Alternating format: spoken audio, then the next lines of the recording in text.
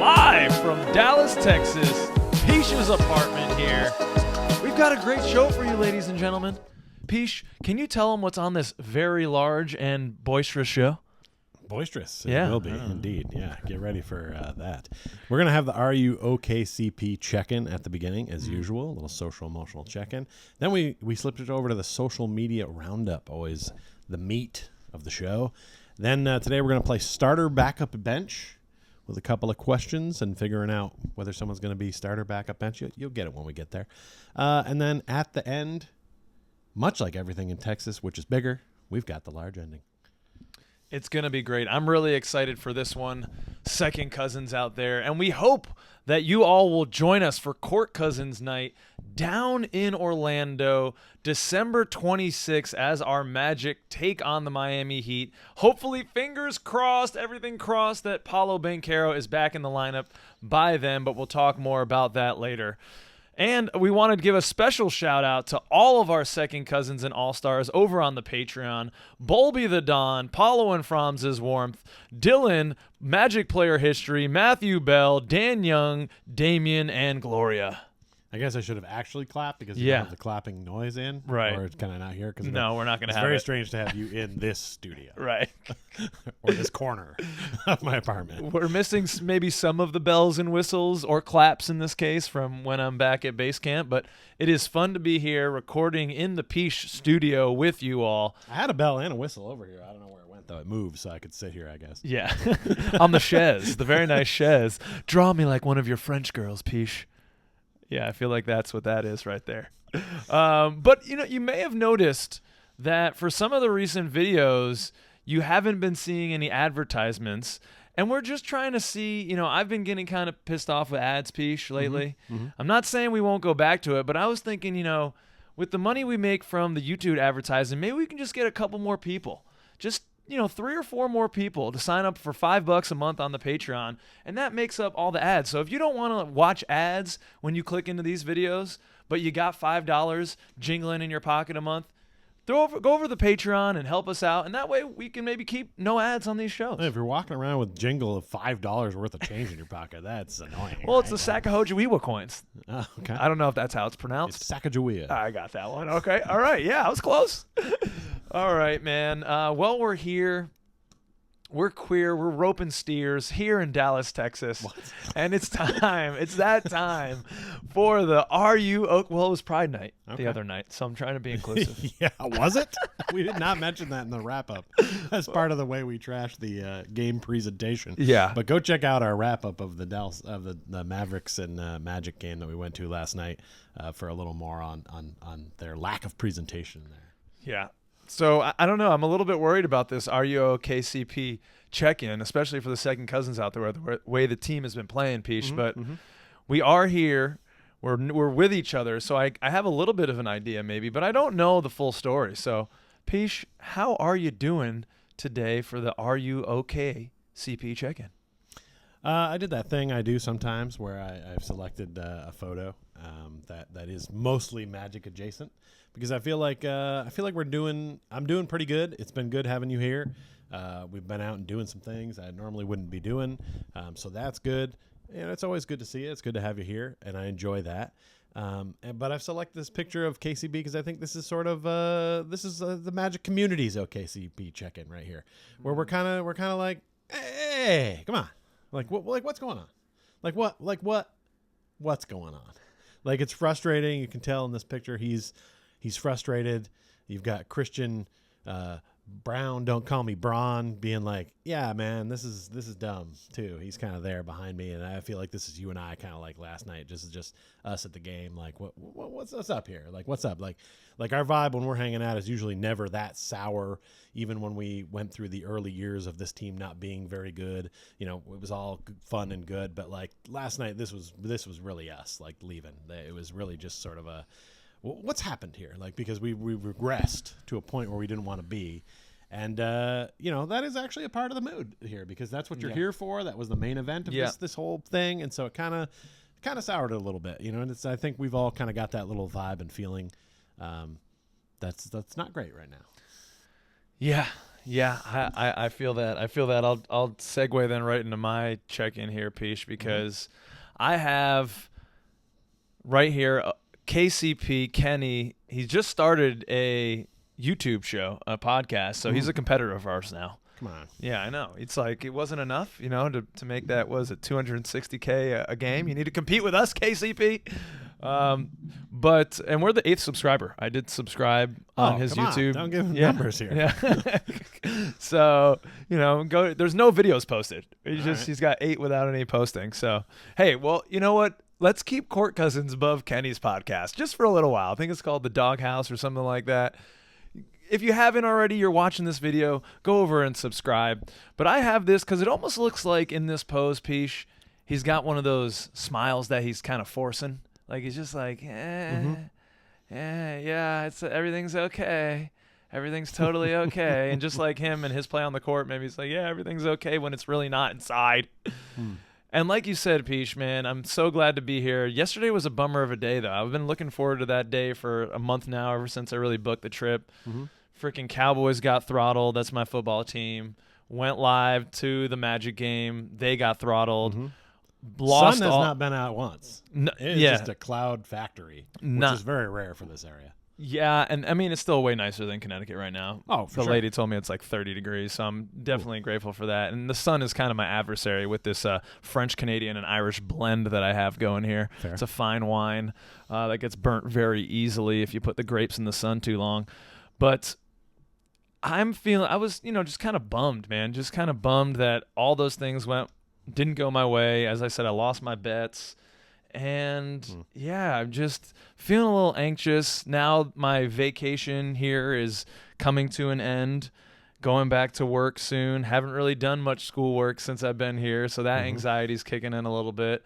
I'm taking stock of the last couple of days, and then I spent too much money, Kyle. I just have that critical voice in the back of my head, and I'm sure some of you second cousins out there have that critical voice as well. I'm sure we all have it to a certain extent. So I'm just trying to breathe through that a little bit, Pish, and just enjoy our last day here together, because you got to work tomorrow, and we got good things coming up today. And he's doing a podcast, and that's one of the things that does make me feel good. So all right, I'm happy to be here. Happy to be here. Yeah, exactly. Back to the Are You OK CP check-in photo. Can you confirm that the name of his podcast is actually The Doghouse? I'll check on that right now for you. All right. You want to get us into our social media roundup then? All right, let's. Are we starting with this one? Yeah. No, that's not. No, we're not starting with it. We have something up here. Why don't I tell you about this one? Okay, yeah, go for it. So I've got a post here from Magic Wired that was on Instagram, and it's a quote over the picture of Paolo Banchero. So it's a quote from him. And he says, "We've got a lot of talent. We've got a lot of guys that can step up and make plays. I think they're ready to do that." And that's Paolo on being sidelined indefinitely. And, I mean, I think we have seen already in the first 2 games that as much as we all love Paolo Banchero, that statement so far is incorrect. Yeah. I think he's right. I think we all would have said that when I first heard it. That's the vibe I had. I think we all kind of still feel that way.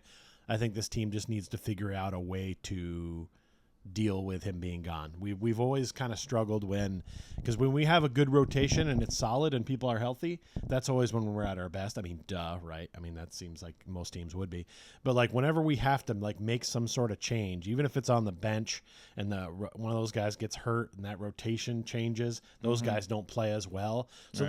this is our leading scorer in the starting lineup, and we're still trying to even figure out who the other starter is going to be at this point. So it could take a while for them to actually rebound, and hopefully they can get some wins to keep us in the playoff conversation by the time Paolo comes back, whenever that is.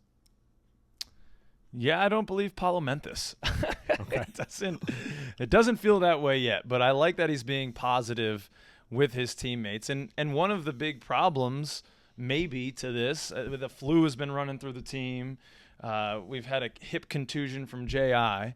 But the big and the sad news from the game that we were at together against the Mavs last night is with WCJ. And here we have a little tongue-in-cheek from fan of Houston Wendell versus the Dallas Mavericks. The little meme from this is SpongeBob. We're not quite sure this character, so if you're a SpongeBob fanatic, Second Cousins, let us know in the comments. I think this is the doctor. We're not sure. He's all bandaged up, and this is kind of how Wendell is doing. And we have Maddie's World here letting us know that he's retweeting from Orlando Magic PR. Injury update, Wendell Carter Jr., strain on left plantar fascia, will not return. And Maddie's World is saying, not another 6 weeks, crying emoji.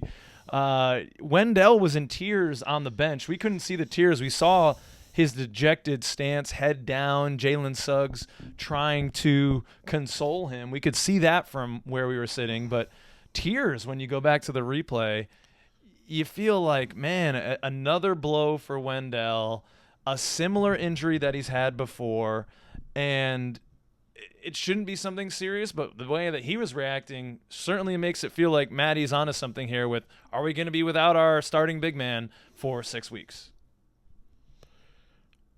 Okay. I guess it's time. Listen. Okay. I understand that he's upset that he's missing the time, and I get that. And somebody wrote on, I believe it was Breadhead, actually wrote on Twitter that, like, you can't tell me that Wendell Carter doesn't care because look at the passion. And I wrote, well, I can tell you. Because, I think he does want to be out there. His play when he's out there doesn't indicate to me that he's a guy who cares sometimes because he's playing light. He's letting a lot of stuff go. He's not being a tough inside big man. And so then when I see him cry and I see it really hit him that he seems like he's hurt and he seems to know that he's hurt and he's upset because he can't come out and produce. It's like, well, we'll either do that or give somebody else a chance that might play harder and work because you're not. And I got to call out the physical therapist on the team because the plantar fasciitis thing keeps coming up. And I've had that a lot in my life. And it's like, you got to stretch. You got to work through it. Like I do it, and I don't have a team of people to keep me on that track. They do. So like something is missing there where they're not making sure he does the stretches, keeps it loose. You can play with an insole in there if you need it, or design a special shoe. The technology exists. Things can be done for that. That's not something that should be sidelining him all the time. I don't know if that's the crux of all this pain currently. I think there could be something else. I also don't understand how he got hurt.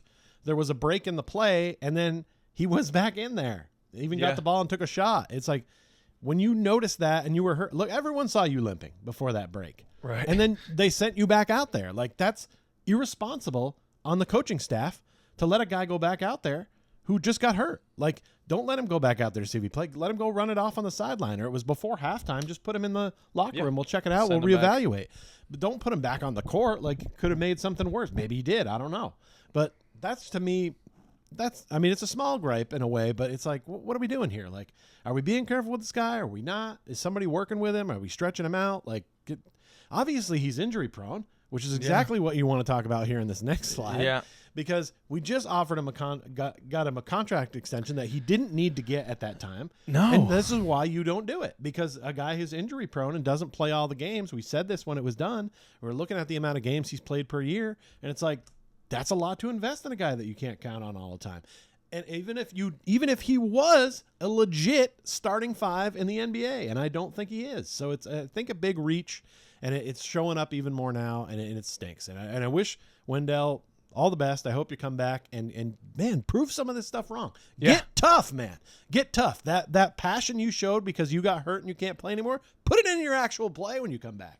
Yeah, make us look stupid, man. Please. We've been disappointed with the lack of big man shit from Wendell, and even before the injury and he went out in the Mavs game, man, Gafford and Lively were dunking all over this man's head. It was ugly. They were throwing alley-oops like he wasn't there. Mm-hmm. And, I'm not going to get mad at Wendell for his injuries. Although you bring up a good point about the prehab, and you got to do that type of stuff. I don't know how much of that it is, or how much of it is just this is going to be something, this is his reality, and his body reacts in this way, and that's going to be a nagging injury. But again, I blame the front office on this. And I made a tweet during the game. I'm going to write a strongly worded letter to Jeff Weltman. Mm-hmm. And, it was kind of just tongue in cheek. I wasn't saying Weltman is the only reason that we're losing by 30 to the Mavericks. Mm-hmm. But why? Why, Peach? The current contract has him through 25, 26.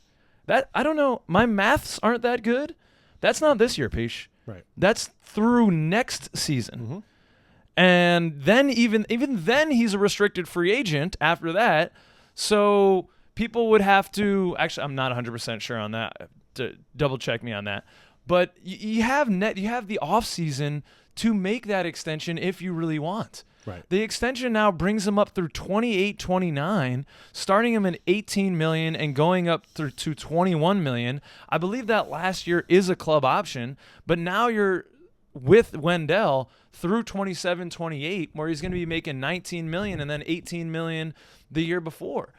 And why? Yeah, what is he going to give you? He hasn't played over 60 games in a season, I don't believe, maybe 65. The way that this one's starting, it certainly doesn't look like he's going to be on pace to get over that number this year. Right. I mean, he seems like the new J.I. He's a guy that we're overpaying that barely sees the court, and it's disappointing. But unlike J.I., usually when J.I. hits the court, he's doing some amazing things that make you go, oh, I see why we're trying to hang on for this guy to turn the corner and be a fully healthy guy that can come in. And I really hope that we're transitioning to him now, but maybe we're not. Well, we don't have a necessarily social media roundup from him. We have a social media roundup from another guy that we signed, but we can briefly touch on J.I. kind of lumped in with this idea of Wendell Carter Jr. I understand the front office wants to show loyalty, right? We re-signed all of our guys early. J.I. didn't need this extension. If you think that's going to be a bargain because he's going to play all defensive level, great. But he's injured again. Hip contusion this time, 7 games into the season, and he's playing 15 minutes. I feel like I'm in Groundhog Day, Peach. Where am I right now? Right. Yeah, you definitely slapped the alarm clock and are looking at basically the same thing. And, you know, when we said it in the wrap up last night, it's like if Wendell's out, guess what? We need a big guy to go in there. So there should have been more J.I. minutes, not this 15. Right. He hasn't been playing enough minutes. He said he's been good to go. He said he's ready to play full schedule. He should be in there. And if Wendell's out, he needs to move in and he needs to become a starter. I don't give a shit. I know it hasn't worked in a couple games beforehand, but let's see a bigger sample because he's the best man we have to play inside. You would think. Last night, he really wanted to be a guard for some reason. He wanted to shoot threes, and he wanted to hang out on the perimeter and not do big man shit. And I'm just tired of it. We need someone down low to do big man shit. And when you look around and you start to see, all right, who's the tallest guys we got? So you get down there and you get down. And that's what happens, man. I played center when I lived in Vermont. I was only like 6'2", 6'3". Yeah, that's not a center anywhere else in America except Vermont, but maybe New Hampshire. There aren't a lot of people over 6 foot. So guess what? You play center and you do big man shit. And I did big man shit. Hell yeah, hell yeah. So I'm just saying, when you're the tallest guy and you got to get down there, someone's got to do it. And if they're not going to do it, you've got to get somebody else. But it seems like this might be an area where, as good as the Magic scouting has been on finding Franz, knowing Paolo was the pick, things of this nature, it seems like they don't have that same skill set with the big men. Like maybe the Orlando Magic have always just fallen into Shaquille O'Neal's and Dwight Howard's and got lucky on Vucevic. Like, they didn't seem like they've scouted a big man that's come in and done anything of any value in the history of this organization. Yeah, I mean, this was the Wendell Carter segment, but it's kind of turning into a little bit for me, let's dress down this front office a little bit, because as much as I've heaped praise on Weltman and the front office, these extensions this past summer don't make a whole lot of sense. I was even critical of giving Franz Wagner the max extension this offseason, and people came at me in the comments and on Twitter that I'm crazy and Ladies and gentlemen, that's why you have restricted free agency, especially if you're going to give a guy a max. Because guess what? If you give a guy a max, it doesn't matter if you give it to him this year, this offseason, or next offseason. You are still the team that could offer him the most money next offseason. You think he's going to want to leave his brother and more money on the table just to say, well, you didn't sign me last summer, so I'm going to go stick it to you and take less money and go somewhere else? No, of course he wouldn't. And okay, we're trying to build relationships and with the front office. But look, man, it's got to be a business too sometimes, Weltman. Like, we have to make decisions for the best interest of the team, not always trying to placate to the players and, oh, let's put white gloves on and treat them. Everything is just perfect in their way all the time. It is a business. They know that too. They're not dumb, these young men. They know what the hell is going on. It wouldn't have been crazy to let Franz get to restricted free agency because, hey, he can turn it around. It's still only 7 games into the season, but he's certainly not playing like max money. Even if it's a rookie max, still not playing like max money player. And let's go into this next slide because this is – you want to go on this? The white gloves thing has been working for Mickey Mouse. Yeah. And they're a sponsor. So, I mean, sometimes that works. I am okay with the Franz one because I think they were trying to send that message of, hey, Franz and Paolo are our guys. We're moving around him. Okay. But to your point, now's when we need Franz to step up and score 20 to 30 points a game. Right. And he hasn't done that already in the first 2 games. Yeah. And I understand that now he's going to get the team's best defender. But if you want to earn that money, now's when you need to be the top scorer for this basketball team in a big way. You need to be that leader out on the court. So he has a chance to prove you wrong or get in there. Please do. I don't have that big a problem with that one. I think all the other ones are the ones that don't really make a lot of sense to me. And the timing of them all, like you're saying, it's just like we didn't have to do it then. Like, it was unnecessary. It's not really necessary. So now you've painted yourself into a corner where it's like everybody has to stay healthy and on the court at the same time. And by everybody, I mean Paolo Banchero, apparently. Otherwise, this isn't going to work. And that's you don't want to paint yourself into that corner. Well, let's talk about one other guy that the front office decided to spend money on this summer, and that is KCP, Kenny. And this is from Brandon Jones at ORL_analytics. Great follow if you're into stats and numbers like this guy, this guy right here. And Pich, he just loves the numbers, so he's I'm sure I see all these over posts. them. I do like them. And Brandon writes, with a Apollo-shaped hole in the roster, it's time for the team to step up. A reminder of small samples. A slow start from KCP does not mean it can't change just as quickly. That's very true. He's getting wide open threes more than last season, just needs to start knocking them down. And then he has a nice little shot chart here with all of the shots from Kentavious Caldwell-Pope. This wasn't it was after maybe the last game, after the Cavs game or something. So at that point, he'd taken 24 3-pointers, made 4. That was down 24% from his average in 2024. Pretty much all of his numbers, wide open threes, corner threes, all down significantly from his 2024 average, which was right around 40%. And yeah, Pich, I guess I just opened this up to you about, one more thing here from the sixth man who says, remember 2 years ago when Gary was awful in October and November and ended up shooting 40% from 3, stay patient with Kenny. So I guess I'll ask you kind of where do you fall on the spectrum of worry with Kenny or how you're feeling about his play so far, 7 games in? I'm concerned. This is the guy that we brought in to be a fitting piece for us. Obviously, we're not supposed to turn to him and look for 20 to 30 points a game from him. He's never been that kind of player. That's fine. We do, but he doesn't stand out to me. Yeah. In the action I'm watching, he's not standing out as doing stuff that's good defensively or the little things that I've seen him do with the Nuggets or with the Lakers on some of their runs. So I'm sort of just all right, are you still finding your way with this team? And now with Paolo gone, he has to readjust again. I don't know what's going on. In 7 games, he's only averaging 6 points a game. I got stats over here. Wow. He's shooting 21% from 3-point range. I mean, hopefully that's got to improve. That's our team average from last year, I think. Hopefully that's got to improve, right? But the things we brought him in to do, I don't really even feel like he's doing those things. Right. We weren't asking for him to score a lot. We're looking for you to hit open threes and play defense on a Jalen Suggs level, and I don't see that. So I'm sort of not that he's been terrible. No, he's had some good defensive games, certainly. Yeah, but I mean, he's not jumping off the page the way I thought he would. And it's more glaring now with Paolo gone you look around and you go well, who else are they paying? What else they got on this team? Yeah. Where's the veteran leadership? It's KCP. And what's happening? I mean, I know it's early, so maybe he's still finding his legs with the team and figuring out who the people are.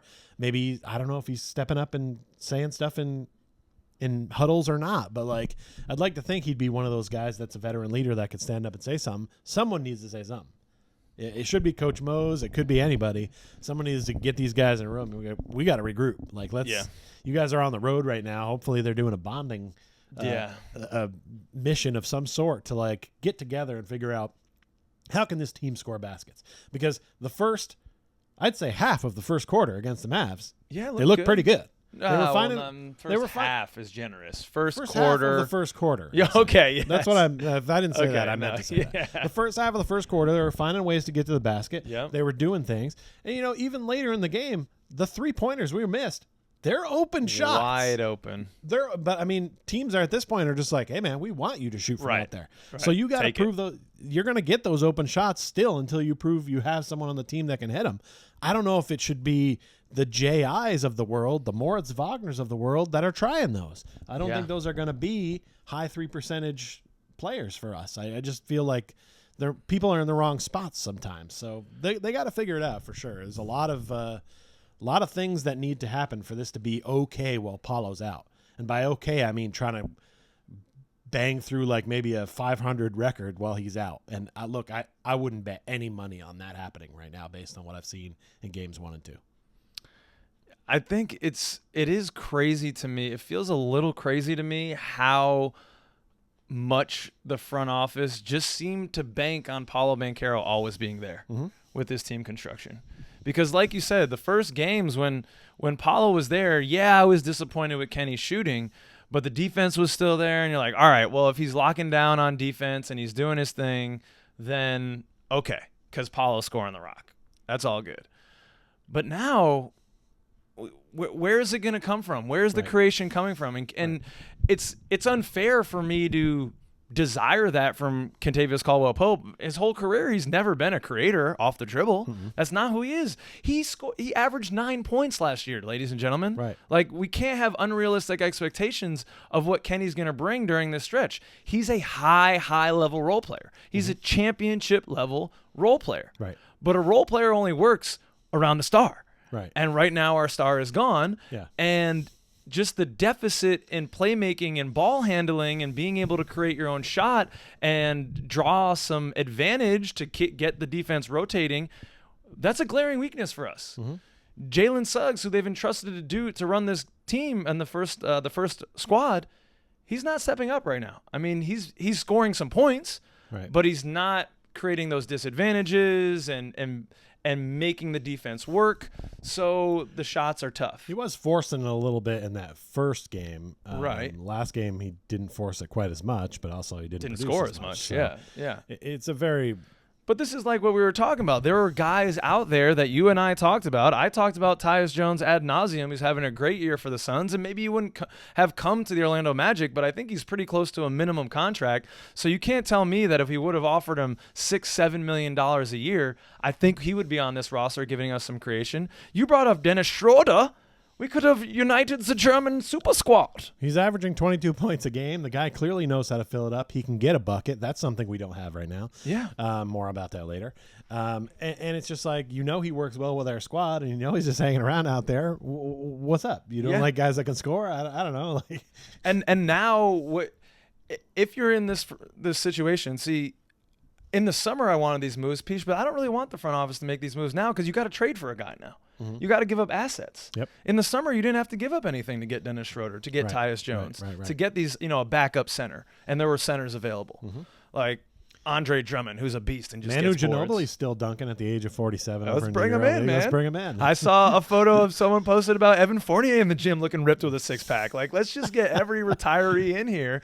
But that's just because we're a little bit in panic mode, and I don't want the front office to be in panic mode. I don't think this is the time where you get a stopgap player, a rental of Dennis Schroeder for, I don't know, maybe you'd give up a second-round pick. If the Nets really want to get rid of him for a second-round pick, I'll take on some Dennis Schroeder. But I don't want to give up a first-round pick asset yet for that. I want to keep those for a more of an all chips pushed into the center of the table move. Coming down the pike, maybe not this year, but maybe this offseason, next year. So, I don't know. I think this is definitely all the things we've just talked about, Pich. A little bit of a black eye on the Weltman front office. Well, the team looks a lot like the early LeBron in Cleveland days, if you're old enough to remember that. If Ildrinas Ilgauskas. Well, Ilgauskas was pretty good, to be fair. He is nice. But, like, Anderson, Varejao, and Deladova, and, like, if Braun didn't play, like, he turned it over to these guys, and it was just like, what are these scrubs going to do with that? I'm like, no. And look, I don't want to diss our players. I feel like our players around Paolo are better than those players that LeBron had. Definitely. So I do have a little higher expectation that they can be better than that. But that's the vibe I get, is that, like, it gives me that, like, oh, he's the center. And now that he's gone, it implodes. Like, there's nothing there to hold it up from the inside. And I don't think we all 100% thought that was the case. Yeah. But games 1 and 2 are making us feel that way. Now, maybe they'll change around in games 3, 4, and 5, find ways to score and find a way around it. Obviously, that's a big hole. I'm not expecting them to be able to fill that easily. Yeah. All right. Well, I wanted to actually do this earlier. We had a little bit of a venting session here early on, but I think that's what you second cousins needed out there. I think people needed to just get some things off their chest, and hopefully you've already gotten into the comments. Like and subscribe if you could. I mean, I would love to get to 2,000 subscribers this year, Pish. That would be that would be a great goal, but it's going to be tough. Just like us, we're solid role players, and without Paolo in there, it might be tough to get the eyeballs onto this podcast. But we're just glad had so many eyeballs because this guy just dropped 50. I know, man, and it's crazy. This was a week ago. Yep. How much difference a week can make. This is ESPN reporting the first 50-point game of the season was by our Paolo Banchero. 50 points, 13 boards, 9 assists. Oh, man, it would have been so nice to get that triple dub. Paolo is the second youngest player ever with a 50, 10, and 5 game behind only the man you just mentioned, the king, LeBron James. Well, the comparisons are there for a reason, folks. Yeah. I mean, that's what you're seeing. That's what you're getting. We're starting to see this young man really start to come into a prime. A couple of NBA seasons behind him. He's already got the All-Star nod. They've gotten to the playoffs. Some of that pressure is already off him. He's playing good. He's playing free. The team's built around him. And so it's a real shame that he has to go out here at this point. You hate to see it, obviously, to anybody, but it's too bad. It really slows the rise. I mean, to have that 50 burger and actually start getting, like, pub on shows that normally don't cover basketball, like the Pat McAfee show, or like it just started to enter the zeitgeist. So it was like, oh, all right. It was all that recognition that we always want and why we don't have a lot of nationally televised games. Like, you start having a guy that is capable of dropping 50, guess what? Next season they're going to put you on TV more, but that needs to be something that continues. And I think part of the reason that we're so hurt in the way things have gone, especially being at the Mavericks game last night, is we tell everybody about this rise, how we're coming up, how we're good. We've got young stars. Check us out. Everybody check this out. Check that out. Then we post pictures of us actually being in the game. People are like, oh, how'd that go? Yeah, not well. Not well. You guys stink, huh? It's like, well, we don't, but we're missing our all-star. Oh, yeah, you're just missing one guy? It's like, True. Yeah. I mean, when Wendell went out, they're like, who? Yeah. This is supposed to be a positive segment, Peach. Let's keep it positive. All right. Paolo Banchero is still on this Orlando Magic team. Mm-hmm. And this man is an all-star. I mean, was on pace for an all-NBA season. I mean, one of the top 15 guys in the league the way that he started. I think he was averaging 29, 8.8 boards, 5.6 assists this year, 50% from the field. Everyone's like, he's not efficient. He can't. What's with the efficiency? Jabari Smith Jr. is kind of better. Oh, how you like that now, bitches? Who do you talk to? Who sounds well, like that? They do it on the internet. I don't know. They talk like that. It was probably, what was it, Ocon from the Formula One? Oh, he won the race, yeah. 50% from the field, 34.4% from three. That was on 2 more attempts per game. So his volume was up to like 6.5 threes a game, and he was getting to the line even more. If you thought it was like, I didn't even know if it was possible. He's close to 12 free throw attempts per game. Now the percentage was kind of ugly. I think it's in the high 60s. He needed to get that up. But, man, like, this guy was on an all-NBA track this year, definitely an all-star track for a second straight year. Yep. I don't know if he's going to be able to qualify depending on how long he's going to be out for all-NBA and those honors, because you need 65 games now. Right. I hope he doesn't miss 15 because I'd love to see him down in Court Cousins Night December 26th. Some people think he's going to be back there. Some don't. It's all different. But if it will make a difference. We have our boy Jimmy Vargas out there replying to the halftime score from last night, 40-65. Yes. Jimmy says, "Can you send Paolo my oblique?" And I think there's a lot of us out here, Second Cousins. The line for oblique donations is super long right now. Yeah, the odds aren't good because every Magic fan would do it right now. Yeah, 4 to 6 weeks for an oblique. Us Magic fans are traumatized with this training staff, although it has turned over since years ago when J.I. was just hanging out and everyone was injured. But a little, but not for me. I see 4 to 6 weeks. I go, wow, that's 2 months. We won't see him till 2025. I know. Immediately. Like, I know that's not the kind of thing you can bet on, and I don't want to bet on it. Don't bet on that. But like, that's when I see 4 to 6, I'm like, all right, they're keeping our expectations. This is like when they tell you, your flight's going to be leaving. We have a slight delay. It's going to be about 10 minutes. And it's like, that's 20 or 30. You're just trying to make us keep cool. Just don't go to Buffalo Wild Wings while you're waiting for that. Yeah. That's oblique. You ever heard an oblique or anything like that? I think that's like, this is one of the erector muscles. It's like in your side. It's in your core. Okay. So that's an important one. Yeah. I've had a broken rib. That's okay. It's very painful. Yeah. I have a broken heart right now because we're missing Paolo Banchero, who, man, it was so nice when Tyrese Halliburton came down to the the NXT. What is it? Yeah, he came down to NXT and he said, "Oh yeah, I would boo too if I had to be an Orlando Magic fan." And then you came to town. So. Yeah, and Paolo dropped 50 on him, and I don't know who caught this. I don't know if this photo was from Tony, but Welt God got it, and he says, "Boo!" Tyrese Halliburton, and man, Tyrese does look like a little bitch in front of this alpha male that is Paolo Banchero. But yeah, if you were among the people who were wondering why Halliburton was sitting on the U.S. bench and not Paolo Banchero, makes there's sense. A case to be made. There's a case to be made. I do like Halliburton's game still, though, of course, to his credit. And I'm glad he was wasting his time with the U.S. team instead of Paolo, because that doesn't mean anything. Yeah, I don't want to see Paolo playing the 5 in the summer anymore. No. Or just sitting on that bench. I don't think that does him any good. And clearly what he was doing this summer was working. Yep. But we just need to get him that oblique. Rest up, King. We need you back soon. Yeah, it sounds like he's going to stay traveling with the team and stay with the boys. Yeah. I think that's probably going to be important. Hopefully he's being a vocal leader, keeping these guys' spirits up and keeping them going.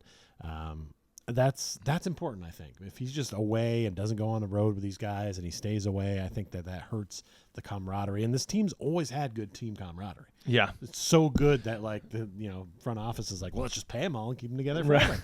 Right. It's like, well, I mean, all right, pump the brakes a little. Well, that's what's a little disconcerting, because you could see the body language in some of these recent losses, and guys are really down. They're getting really frustrated. It's hitting them. And well, we joked about it, but I was kind of true. Like, Corey Joseph had the most fire of anybody in the game yesterday. Star of the game. He was guarding a guy full court. He was diving for loose balls, and it was like, all right, well, I saw some passion out of Suggs and at points during the game. And then when Cole came in, he had some of that same thing. He had some juice. But it's like, can't just be our short guys. We need some tall guys doing some shit.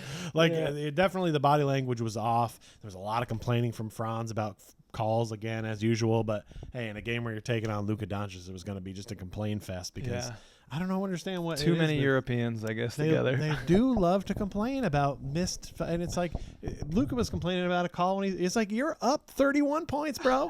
Like, you shouldn't even be on the court in the second half, and you're complaining about somebody slapped your wrist and they missed it or something. Like, calm down. Yeah. It ruins the game a little bit. I don't like it when Franz does it either. It really is embarrassing sometimes, especially when like you watch a replay of what he's talking about. It's like, you're clearly wrong, Franz. Yeah. Why?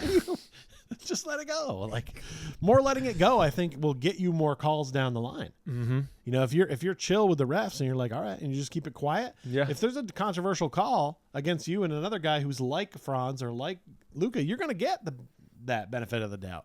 So I think it just behooves you to just chill out, relax a little bit. A little bit more zen we need on this team. Right. Especially in the regular season. These games are not life and death here. Yeah.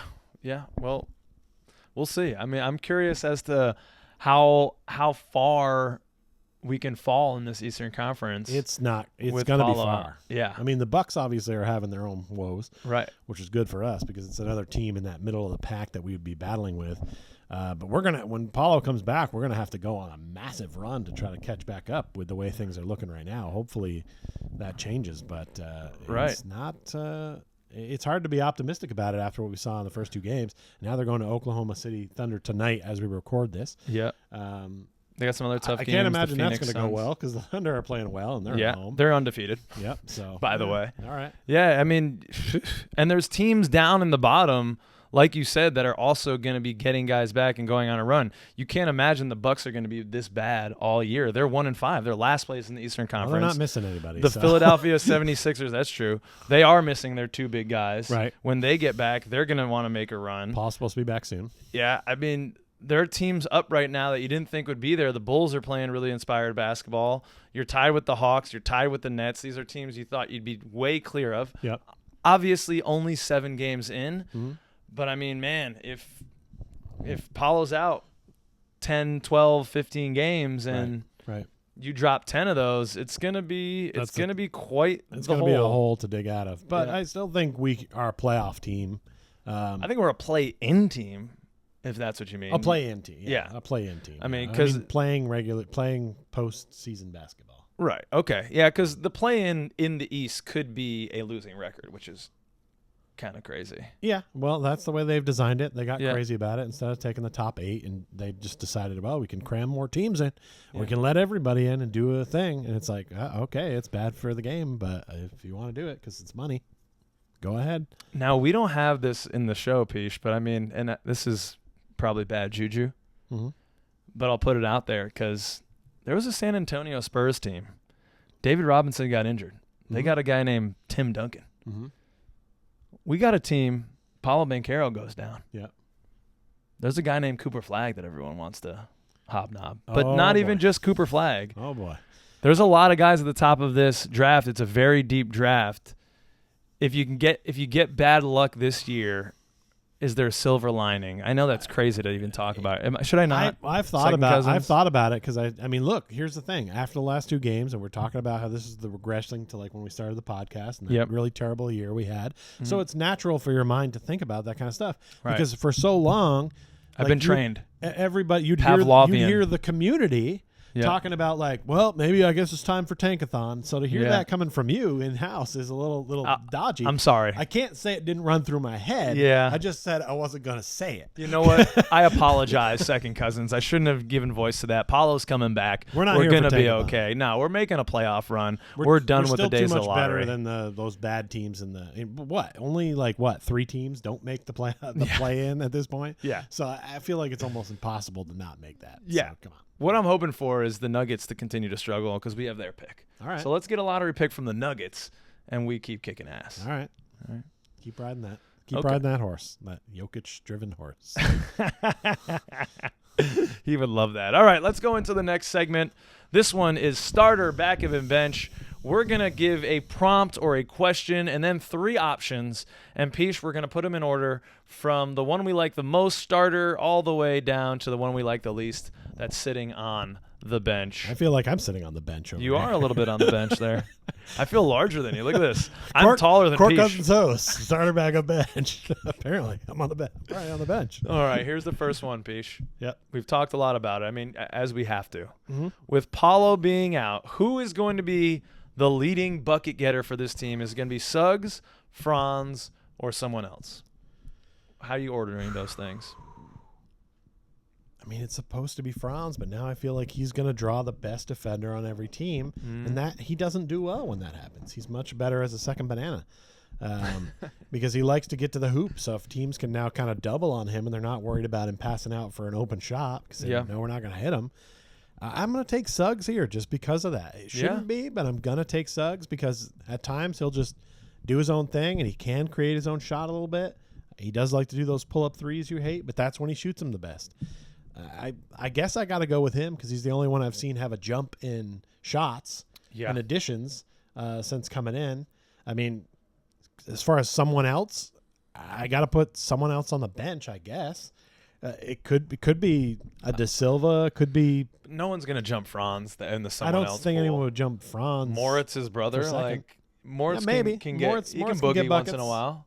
Yeah, but that's it. I like the 2-man game when him and his brother are out there doing some stuff. They can kind of create. If I had to guess for somebody else, I guess maybe he's my option now, especially with Wendell out. Otherwise, I might go Wendell because he can do 15 once in a while.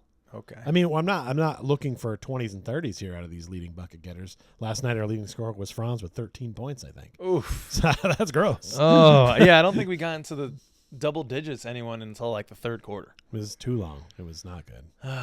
Less of that. Where do you see it any differently? From No, the I see it bucket exactly the same. Nope. Suggs seems to be the best option as the bucket getter. Franz, then someone else. You know, Franz came out those first few games shooting really well from beyond the arc. Mm-hmm. He's kind of cooled off. He missed a whole bunch of gimmies last game and the last couple games really that he normally makes. And I don't know why he's gone away so much from what seemed to be his bread and butter. Just those kind of Euro step spins in the lane to kissing it off the glass, either hand.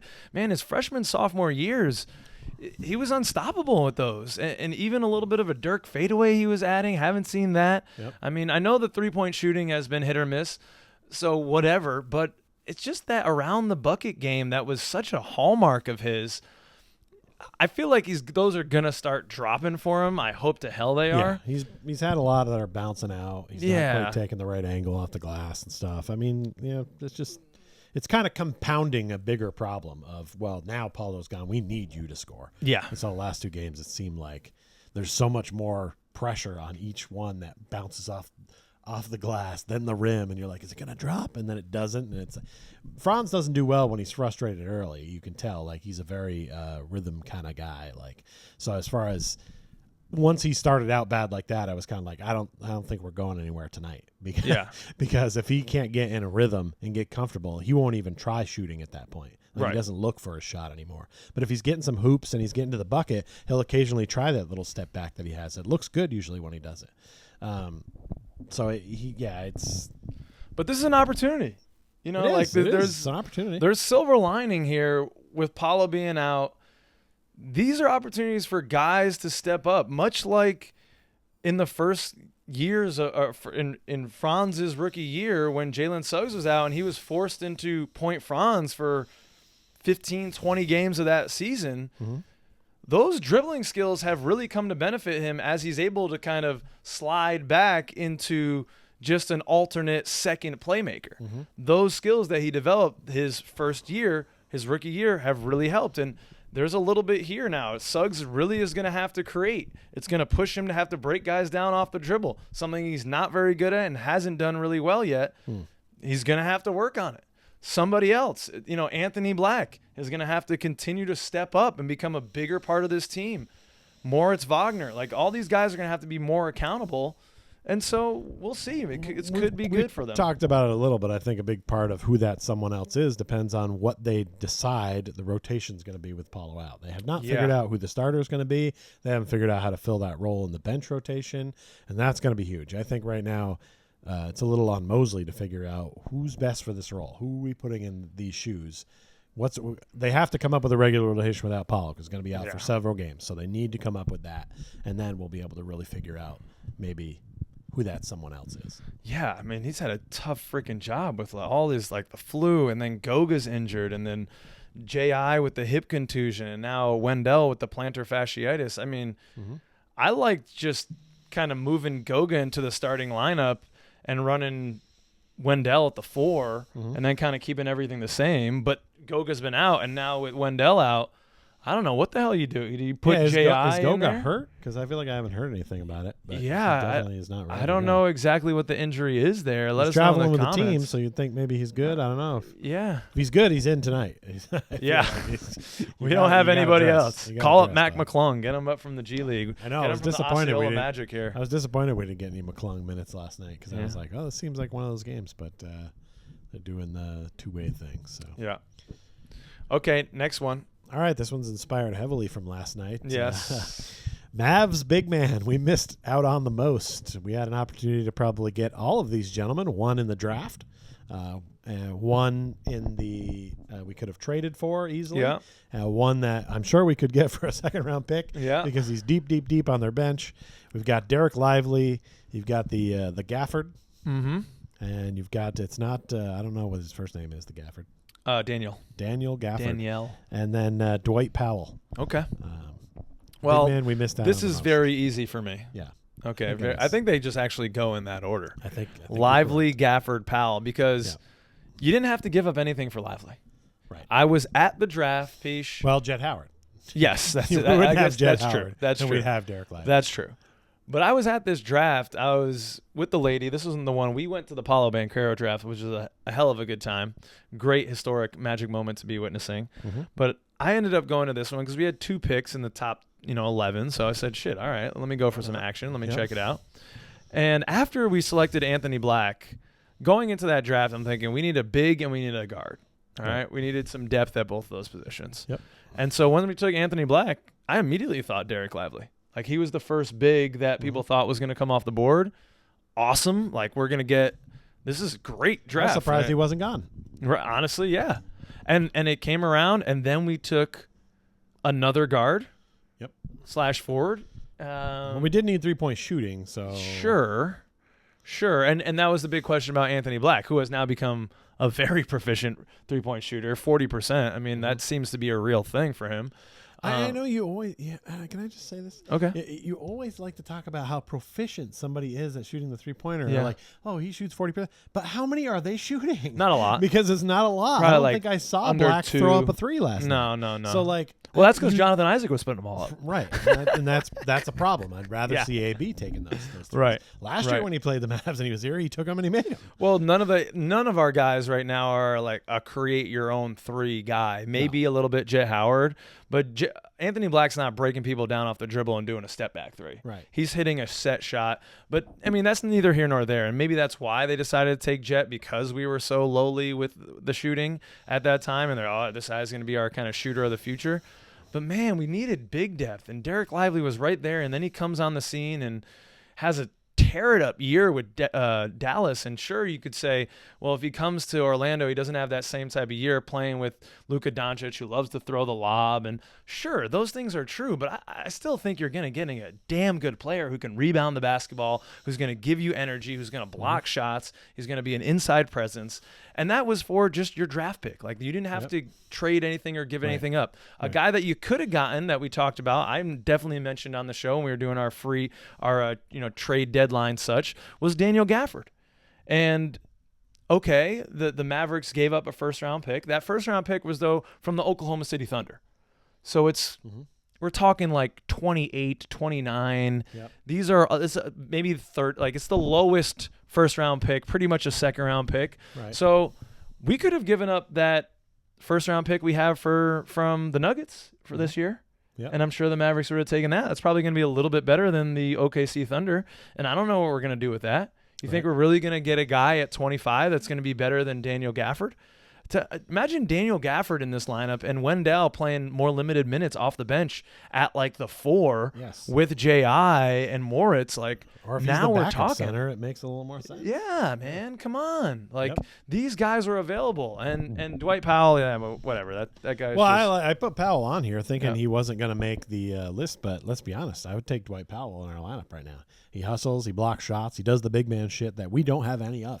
Yeah, he does a lot of fouling too, but he does, but that's okay. You got to have a guy that's inside, that's willing to foul, play some defense. Sure. He goes hard. If he's on our lineup right now, he'd be playing tonight. I tell you that. That's for damn sure. And you probably get him for a second-round pick. So, and he's got some experience in the NBA. Yeah, he's been around. All right, which one do you want to go to next, Pish? You want to go to? Let's get about optimistic because there's been a lot of negativity here. Yeah, well, so let's get optimistic and it's due. Okay, we got to be critical. Yeah. Well, we're not going to come in and just be all flowers here. No. But let's give you some flowers here for a second. Let's talk about the youngins. All right, here we go. Which one are you most optimistic about? Who's going to develop into the next big star? You got Black, you got De Silva, and you got Howard. Jet Howard for the sake of argument. Well, you take this one because I answered this one first last. I answered the first one. Okay. Well, I'm gonna go with Jet Howard. I'm feeling optimistic about him. I like his shot. He's willing to gun it. Okay. Of our 3-point shooters right now, I think he's the one I have the most confidence in. Okay. Not sure what the percentages are. I'm just telling you from the eye test what I see. He could be that someone else we talked about that we were looking for that could become a big scorer because he's going to throw up 4 or 5 threes a game. And if he hits 3, that's 9 points. And that might be enough to be second or third in our leading scorer. I just like what I've seen from him. De Silva, I still don't have enough sight there to see what's up. I need more tape still. Yeah. So I'm going to put him as on the bench. I've got to go back up with AB because the flashes of brilliance I see from him are very impressive to me.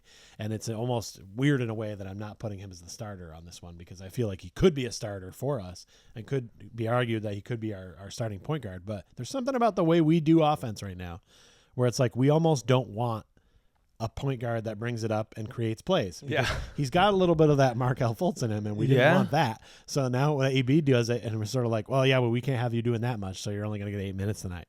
And it's like, well, wait a minute now. Let him cook. Yeah. And it's sort of like, if AB is allowed to cook, he's definitely the starter here. But if he's not allowed to cook, then I don't think he's great as a backup that sees limited minutes and doesn't know what his role is. Yeah. And I think if you just give him some more usage. Push the chips in and let him have a shot. Yeah. I think you'll be pleasantly surprised because the few times he has so far in last year and this year, it's been good. Yeah. This is a tough question to answer for me because I've been so conditioned by this team to be so defensive minded. Mm-hmm. So when I look at it that way, I'm like AB, De Silva, Howard. Right. Because Howard's defense. Right. It's suspect. Yep. But, maybe I'm falling into the trap that this front office has fallen into, and that's why we are in the situation that we're in at the moment, that we need some guys that are offense first. Yes. And, Howard, I want to say Dwight Howard. Jet Howard, he wants to do stuff off the dribble. He does want to do some things off the dribble. He wants to be shooting the rock. So your argument is compelling, but I just love what I've seen from the hair from Duncansville. In Anthony Black, man, that guy plays at both ends. I want the usage to be up, just like you said. I want him to get more opportunities. Right. I really think, honestly, we ran into his high school coach before. We did. That was kind of fun. Got a little bit of insight from him. That they got multiple NBA players on that high school team. That would be, that's pretty damn impressive. But I just don't know. De Silva, I really like his game. Another 6'10" guy in that mold, but we got a lot of those guys. Where does his offense come from? That's the question. I don't know. Yeah. But I just haven't seen we got 7 games. Yeah. I need more. More. But I like what I'm seeing so far. 17 points in his premiere, man. Yeah. Normally when we do a starter backup bench, I feel definitively like, wow, one is definitely on the bench. And even though that's where I'm putting De Silva, it's mostly just because I haven't seen enough to really evaluate. And it's more of also like I'm hoping that Jet continues to be a good outside threat and maybe takes more and takes better threes because his stroke looks good. He's willing to shoot it. And at this point, I'm a man who's like, I need offense. Yeah. I need offense, guys. I can't have us ended games in the 80s. I know Coach, like I always joke, Coach Mose wants to score one bucket, field goal, and then defend all game and win a 3-0 game. But like that's not realistic. You do need some guys that can actually put the ball in the hole. And I've seen that from Jet so far. And I like what I'm seeing from De Silva. I feel like if we asked the same question, maybe even, after another 20 games, you could completely flip it around. And maybe there's a little bit of malpractice here on the front office and the coaching staff on Mosley. As much as I love that man as a leader, I don't need to see any more Gary Harris minutes. Really. I'm sorry. I like Gary. I told you it was going to happen. He had a solid first couple games. He's a veteran, fantastic. But those are Jet Howard minutes. Those are De Silva minutes. I don't need to see that anymore. I'm sorry. I love you to death. I don't need to see any more Cole Anthony minutes. Okay. He's going to be a bench guy for us, and that's fantastic. A vibes guy with the ox. Exactly. That's his man. He's a culture guy. But we have 3 really talented young players, one of which is a rookie. De Silva just does it all. He's smart. He makes the right play. He doesn't look like a rookie. No, he definitely doesn't. Because he's He's 22 or 23. He's actually older than Jet Howard and Anthony Black. I think Anthony Black's still 20 years old. The man can't get a drink legally. Here, cheers to you, Anthony. This one's for you, sir. Yeah, his uniform number is the number of legal drinks he's had. Yeah. But yeah, we do have a lot to be excited for, and again, I think this is an opportunity to get that usage up for these guys, especially while Paolo's out. This is where we can learn the lessons. We're gonna lose a lot of these games, so why not lose it with these guys? Right. We have to look at it like we looked at it back when we started the pod. Yep. You got a lot of young guys in there. Let them get reps. Let's see what they've got. Right? Make some mistakes. This is the time. Let those guys get out there. And I do like that Jet's been getting out there and getting. He has smart. been, and De Silva was in the starting lineup. And I think you're going to see less of the Cole Anthony minutes and less of the just as time goes over. I think that's Mosley's plan. Okay. He trusts the vets more. He knows what he gets out of them. But then, like, as time goes on, you'll see more minutes for the youngsters. Okay. I hope that's true. The other thing I'm for is our trip to Meatville. I'm getting hungry. A.K.A. Hutchins, which is the unofficial barbecue sponsor of your Court Cousins. And we're about to go, and you posed this one. Yes. I was like, damn. Yeah. And it is what is most important at Hutchins. It is the meats, the sides, or the desserts. Now, a little context here. This is a plus barbecue spot. A++ in the Dallas area. You know, there's a lot of good barbecue down here. This just happens to be one of the best places I've been to. And the meats are just next level, bro. They are big time, right? Like any kind of meat falling off the Melt in your bone you mouth. can think about has been slow roasted. It's a gangbang of the meats meat we're in eating there. today was starting to cook last week. I know Yeah. that. And I like that. But not only are those fabulous meats there, but then there's the sides, right? There's your mac and scrumptious. cheese. There's your potatoes, green the beans, gravies, potato the salad. green beans got a little bit of bacon in them. Oh, yeah. It just, I mean, woo, man. Everything is stellar. If you're into grits, they got the grits. I had some grits. They were good. I mean, sides are nice, right? When it comes to Thanksgiving meals, They're important. Sometimes you pick sides over the meats. That's true. But they're in the conversation here. Yeah. They're in the conversation. You can't leave them out. At anywhere else in time, And then the sides are going to get more respect than they are from me today. But today, I'm not going to put the sides very high because then in the dessert slot, Yeah. they have the cobbler, peach cobbler, and ice cream, banana pudding, which is amazing. And by the way, have all of that you want. For free. It's all included, baby. Oh, my God. So it's like that to me is a pretty big deal because you get good barbecue a lot of places. But they don't all offer the free dessert bar at the end where if you have any room left, top it off with this. Well, that's what I've learned. And I'm going in. I got to do the meats are going to be first, man. They got to be first. I'm definitely going to do I'm going to go heavy brisket today. I'm going to go heavy brisket. Smart. And then I'm going to go desserts because that's what I've learned in my last sojourn here was the all-you-can-eat banana pudding. I'm going to put a dent in that catering tray today. That's my goal. I'm going to put a dent. I love this man. He's right. So And you're saying meats, dessert, sides. Yeah, I'll have some sides. I might get a little. The mac and cheese is out of this world. I'll do a little bit of that. Well, most mac and cheese is good though. I don't feel like their mac and cheese is any better. Well, but than any other I'm place. taking a lactate pill. Like I'm taking a full dairy pill. you. I gotta get it in. I'm for this because we're sharing a toilet. I definitely got to go meats. I got to go desserts second. It is definitely the best meat I've ever had. Yes. And you can't disrespect it here Yeah. by saying, even as much as we've loved the desserts, the meats is why you're going here. And the desserts is why you stay. Yeah. I could pass on the sides completely, except for, if you want to call it a side, not sure if it is, the Texas Twinkie is a jalapeno hollowed out. They put cream cheese in it, and then they wrap it in the thickest, cuttest, mega bacon that you've ever heard of, and it is good. And I don't eat jalapenos. No, you do not but at all. this thing is awesome. It is awesome, and it's a kind of a little sidebar of meat. If that includes in the sides, that helps the sides case. Yeah, it's But not. they're still back. There's not it's not a Grand Canyon of difference between these things. This is a close race. But if you're ever in the Dallas, Texas area, there are 3 associated Hutchins around. Check them out. You won't be disappointed. And if you are, tell me about it, and I'll just be like, you must have done something wrong. You must have gone to the wrong place or something because you're crazy. All right, Pich. It's that time. Oh! Much like the banana pudding we're about to have. I'm going to push the button this time. All right. Because I'm here. Oh, here it is. All right. Hit that button. But it would be better. It works better if you got to do it like that? Yeah. Oh, I missed. But Much like the Magic music's last going. day, you missed a shot from distance. All right, Pish. Who's going with the first You're one? up first. Oh, man. Okay, so if you're all into the Funko Pops at all, you got to get with my cousin here, Pish. He is a pop connoisseur. I would say connoisseur. Do you know how many Pops you have? That's my first question. I don't know. It looks like I have a lot more than I have. All I have is pretty much out. Okay, but There's nothing. There's no But more. I will say, I will guesstimate out, you've got at least 50. Did I say? At least 50. So how many, or no, I already had that prize. What's your prize pop? That's my question for you. Well, I really am enjoying the new stuff in Paolo Banchero ones. This is not a paid advertisement, but those are new. Those are just, Nice. I tend to kind of like ones of stuff that are not like super expensive. Like I have the entire Mariah Carey collection over there, which is a weird one.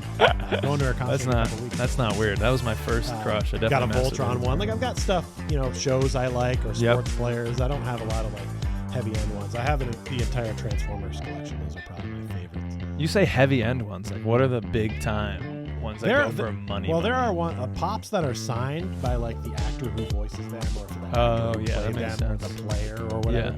Those go for a ton of money. That makes sense. There are some that are like limited edition, like they're numbered, or They have numbered ones? Yeah, they only made like They have 200 of variants? them. It's like- There are variants where it's like, they'll be like Paolo in a blue jersey, but maybe they have a black jersey. And that's rare. Or there's ones that like have sparkle on them. Like it's a character. So there's a lot of those like very, very rare ones, especially like the Star Wars. You have a few Star Wars ones that have some. Yeah, it's a whole world. It's a whole genre. There's an app. You can track how much they cost and keep them all right there. I recommend it. It's a lot of fun. Wow. Yeah. The speaking of statues and things to look at, the D Wade statue. Oh, yeah, we got to talk about that. In Miami is just a flat out disrespect to the man D Wade, who, despite being our rival, I have a great deal of respect for. Yeah. And this meme here, I think, is kind of displaying it. It's a Han Solo reference. In the here. carbonite, man. Yes, of all the D Wade memes, this is my favorite and therefore the best, says NBA Strays. It must be a Canadian account because they spell favorite with a U. And that to me is my favorite. What say you about D Wade's stats? Oh my God, man! We talked about it a little bit while we were looking at the Dirk Nowitzki and the Mike Modano statues outside American Airlines Arena, which are awesome. And you're like, shit, how did they get that so wrong? It just seems like such an awesome career for Dwayne Wade, and he's being a great guy about it. He's saying, "Oh, I worked with the artist. I okayed everything the whole way." He says, "I just don't believe it. I just don't believe it." Or or maybe he's just kind of a pushover. He's an alpha on the court, maybe, but maybe he's just a pushover everywhere else. And he's like, "Yeah, I don't want to tell him that it's bad, and now you got to deal with this for the rest of your life." Hopefully, they do it right and just give a do-over, and they've got enough money. You can get another statue, move that one out, put that somewhere else. Yeah, even one of his boys like Shaq ought to be like, "Hey, I'll sell a little Papa John stock and we'll get this thing fixed properly." That's your legend. You got to do it. When they erect a Paolo Banchero statue outside the Kia Center, it better be better than that. All right, so Mosley. A video was released with the All Access. They do the All Access stuff, and he's talking about how he wants the team to look at this 82-game season as a set of 7-game series. Okay. To try to build that playoff mentality and just compartmentalize things. Okay. So we just finished our first 7-game series, which we lost 3 games to 4. And now this next 7. Yeah. The next 7-game series is tipping off tonight, which I'm excited to be watching with you.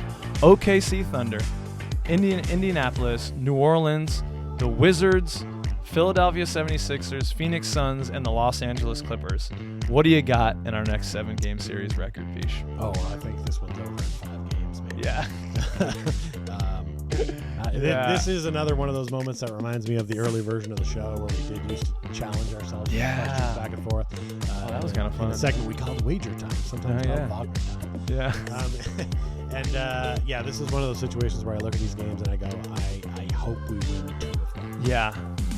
And I hate saying that. New Orleans is really injured. But based on who we're playing and what's coming down the pipe and how we're looking, honestly, I 1.5 would have to be the I wouldn't line. bet on us for any of these. I mean, I think we could take Washington. For sure. And New Orleans is really banged up. There were no Zion, no CJ McCollum. Okay. They've got some other, but they got Brandon Ingram scoring 30 points a game, so I got a bucket game. that's tough. Philly is without Embiid, and they will be for a while because he punched a reporter. I Paul think that was due, though. Did you hear about that where he punched? I mean, that reporter deserved it. I hope he doesn't get suspended for a while. Paul George not there. So maybe we could beat Philly because they're a bunch of role players right now, too. Yeah, I mean, 2 and 5. And that's the way it's going to go till Paolo gets back. Sadly, that's what I feel like. So therefore, if we win 3 of these games, I'll be stoked. Yeah, sure. And it sucks to be back in that mindset, but you got to keep it real here. Yeah. Hopefully we can start winning some good 7-game series later in the run, but I don't think this is the one. No. All right, what's the next one for you, Pish? We went to the Dallas Card Show over in Allen, Texas. Yeah. Dallas. Not true. They have those here probably quarterly, I'd say. Huge card show, tons of vendors. Dennis Rodman, plenty of other Cowboys legends. Bo Jackson. Bo Jackson was there signing autographs. All kinds of stuff. Good fun. We walked around the show. Saw a ton of great stuff. There was a lot of times when I pointed and said, observed. Like a Paolo Banchero card that is way out of our price range. It will never be in our collection. It's autographed. It's numbered. There's a piece of his jersey on there. You spit on it. Yeah. No, you can't have it, but there it is. Look at it. And good times. But we got some stuff. Yeah. We got some stuff that was in our price range. What was your favorite card you got at the show? Okay, well, I really liked the Jalen Suggs rookie auto that I got. That would cost me like $30, I think. But this is my favorite of the weekend, Pish. This one right here. Okay. That is a Caleb Houston auto with a game-worn jersey, whereas there's a little bit of number or letter in there on that, which I really like. I don't have a lot of those cards, and I think I got it for $3. Right. Which we're is picking up some fun stuff part for of low the dollars, steal. which is that's our wheelhouse. Oh yeah. It feels good to get that.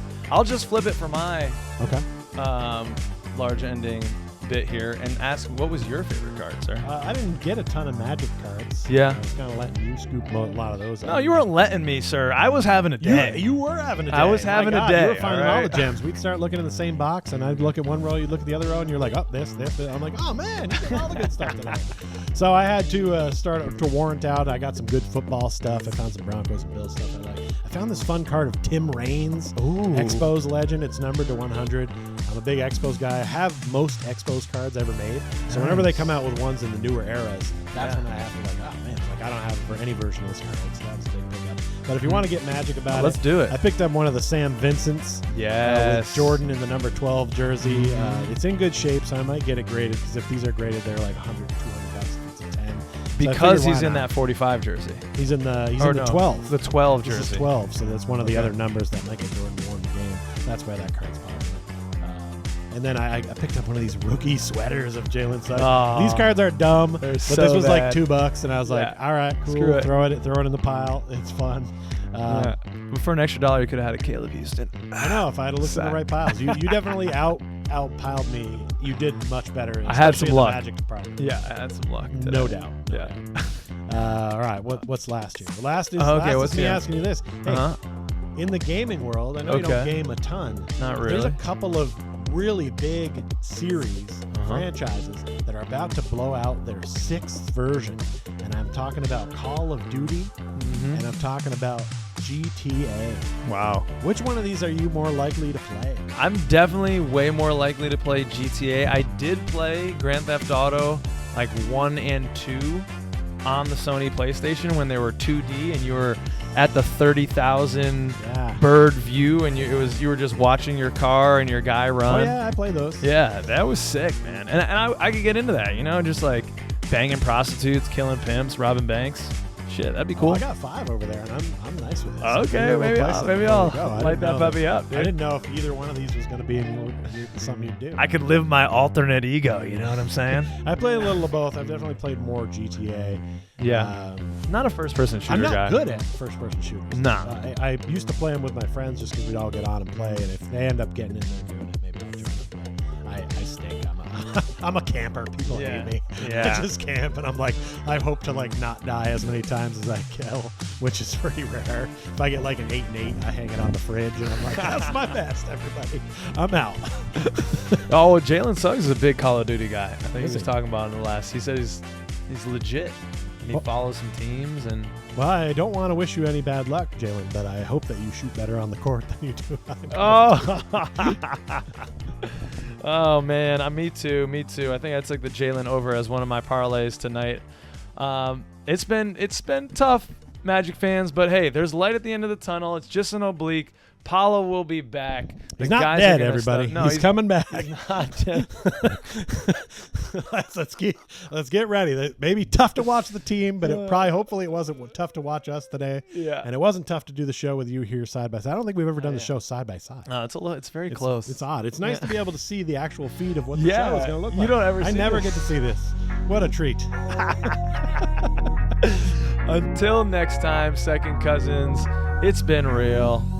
Peace out, everybody. Thanks for coming.